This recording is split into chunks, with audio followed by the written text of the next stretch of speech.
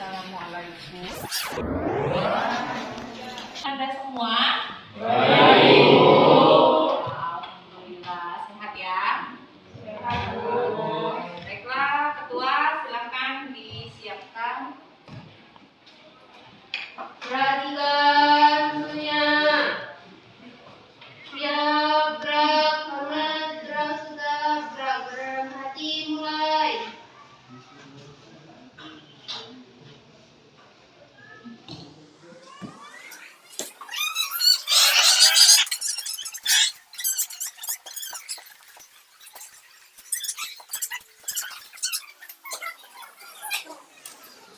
Angel.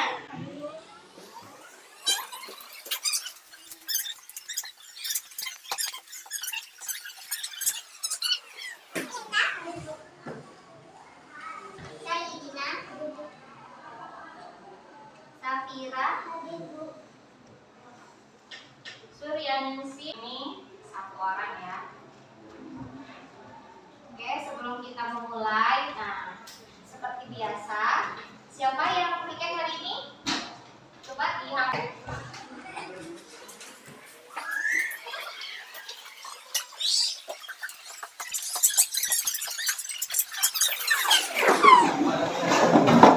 Ya, biar lebih semangat lagi ya. Sudah siap? Dan 1, 2, 3. Belajar Pancasila, beriman dan bertakwa pada Tuhan Yang Esa, dan berakhlak mulia, berkebinekaan global, gotong royong mandiri, kreatif dan bernalar kritis.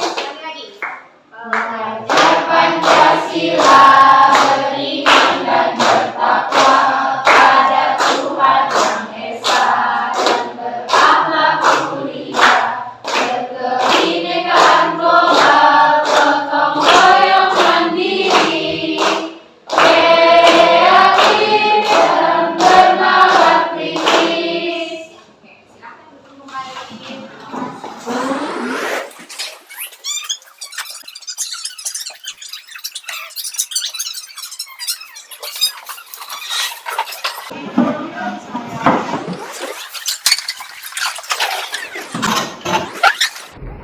Ulang mejanya ya.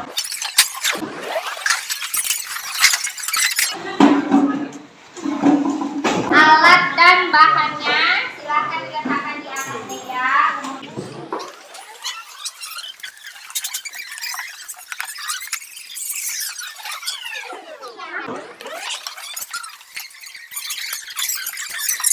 Ini sebelah sini siklus ini, sebelahnya lagi baru siklus isogeni. Nah,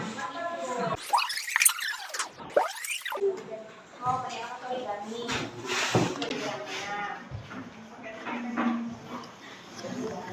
Ya, yang lain langsung dipersiapkan ya, biar selesainya. Jangan satu orang yang mau berdiri.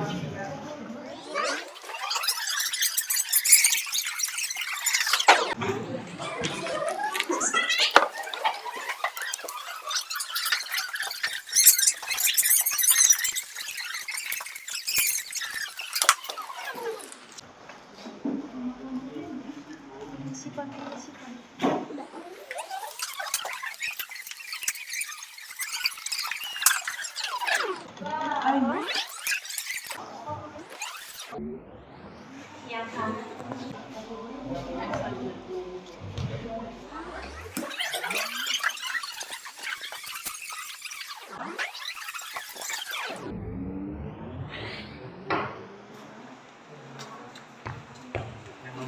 Tadi? Enggak gitu kan.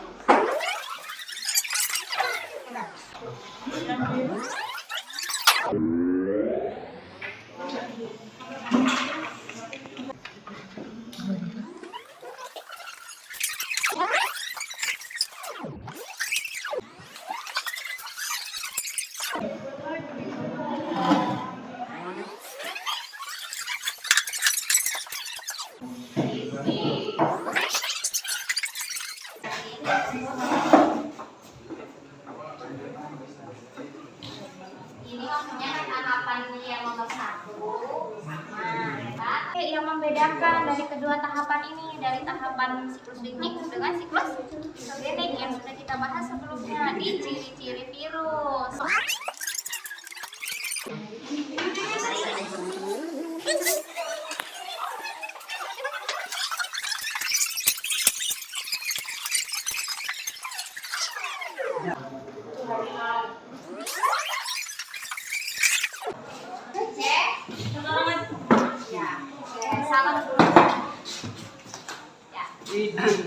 Assalamualaikum warahmatullahi wabarakatuh. Waalaikumsalam warahmatullahi wabarakatuh. Saya dari kelompok 5 akan menjelaskan tentang reproduksi virus. Yang lain perhatikan ya. Ya, mulai. Catatan ini ialah reproduksi virus bakteriofag.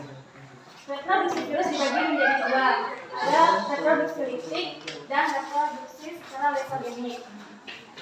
Di dalam reproduksi litik dan lesogenik memiliki persamaan dan perbedaan. Persamaan dari kedua reproduksi virus tersebut ialah yang pertama ada di tahap pertama dan tahap kedua. Di tahap pertama yaitu pelekatan atau adsorpsi. Di tahap pelekatan ialah di mana bakteriofag melekat pada kromosom bakteri. Setelah itu ada di tahap kedua juga sama dengan litik dan lesogenik. Itu tahap penetrasi, di mana asam nukleat yang dimiliki bakteriofag akan masuk ke dalam sel inang seperti ini. Asam nukleat baik dimasukkan ke dalam sel inangnya.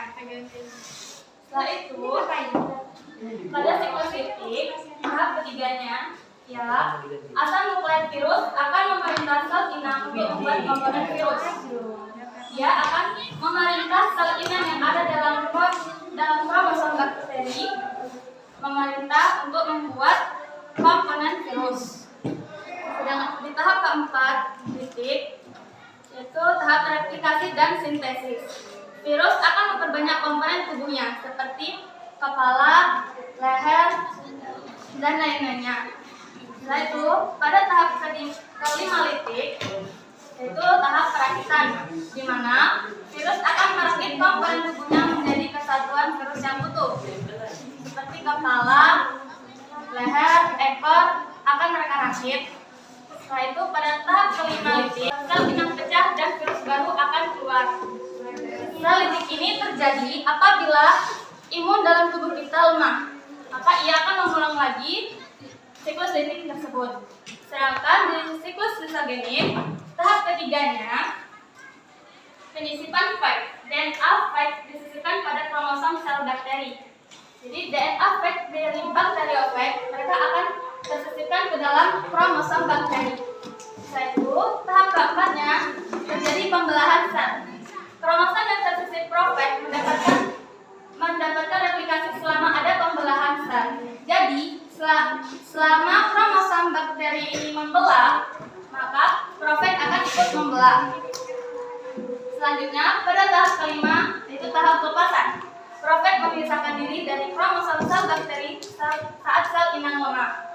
Jadi, saat imun tubuh kita lemah, maka profag bakteri akan melepaskan diri dari kromosomnya dan lanjut pada siklus litik. Sekian dari saya yang mewakili kelompok 5. Wassalamualaikum warahmatullahi wabarakatuh.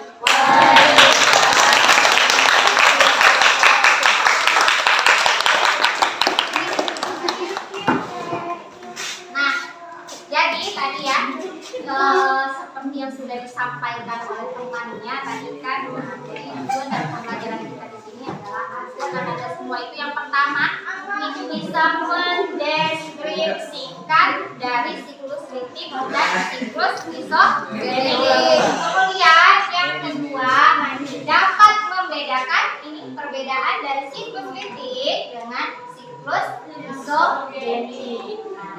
Jadi untuk tahapan reproduksi virus masing-masing setiap proses berbeda, ya kan? Nah, misalnya pada siklus litik ada tahap yang namanya absorpsi atau tahap pelekatan. Nah, kemudian yang kedua itu ada tahap penetrasi. Jadi setelah DNA virus diinjeksikan ke dalam tubuh inang. Nah, ini tahap penetrasi. Tahap yang ketiga ada tahap sintesis dan replikasi. Jadi tadi pembentukan dari virus-virus baru. Kemudian ada tahap perakitan. Jadi merakit bagian-bagian dari tubuh virus, bagian kepala, ekor, leher, dirakit menjadi satu. Dan kalau sudah lengkap, maka virus tahap yang kelima ini adalah tahapnya lisis. Jadi virus akan melepaskan diri dari sel inangnya sehingga virus ini bersifat merusak sel inang. Kenapa? Karena dia ini memecah sel inang, makanya namanya lisis. Nah, kemudian apakah perbedaan dan persamaan dari kedua siklus ini? Oke, boleh Nadine coba apa kira-kira perbedaannya? Ini siklus lipid dengan siklus isogenik. Bedanya? Ini sebagai kelompok atau baru kalau siklus isogenik hanya menghasilkan satu atau dua virus. iya, oke, bagus sekali. Oke, ada lagi kira-kira perbedaannya? Selain yang diungkapkan oleh Tessa tadi, Tessa kalau pada siklus ini menghasilkan banyak virus baru, tapi kalau pada isogenik ini hanya beberapa saja, tidak banyak. Yang lain ada lagi kira-kira perbedaannya? Jadi terjadi apabila imun kita lemah, sedangkan isogenik terjadi apabila imun kita kuat. Iya, tepat sekali ya. Jadi, oke, boleh beri tepuk tangan dulu. Ya, semuanya sudah menjawab tadi ya. Oke, jadi kapan waktunya menyerang pada siklus lipid? Dia akan menyerang jika apabila daya tahan tubuh dari inang lemah. Sedangkan pada isogenik ini jika daya tahan tubuh imunnya itu kuat atau tinggi. Oke, itu perbedaan. Lalu apakah persamaannya? Persamaannya ya? Persamaannya yaitu di dalam siklus lipid dan isogenik persamaannya ialah tahap 1 dan 2. Pada tahapan nomor 1 dengan Tahap kedua tahapan yang kedua ya, berarti pada tahap pelekatan dan penetrasi. iya, pada tahap pelekatan dan tahap penetrasi. Oke ya, jadi nah ini tadi untuk hari ini tadi kelompok sudah presentasi. Maka kita pertemuan berikutnya kita masih akan melanjutkan lagi untuk presentasi karena di sini tadi ya masih banyak lagi terdapat perbedaan dan persamaan dari siklus lipid dan siklus isogenik. Oke, di rumah ini nanti boleh dilanjutkan, minggu depan kita tinggal mempresentasikan setiap kelompok. Paham? Oke, ada yang mau ditanyakan? Tidak ada. Oke, kalau tidak ada, baiklah. Cukup sekian. Sampai ketemu lagi minggu depan, insya Allah. Ibu akhiri, assalamualaikum warahmatullahi wabarakatuh.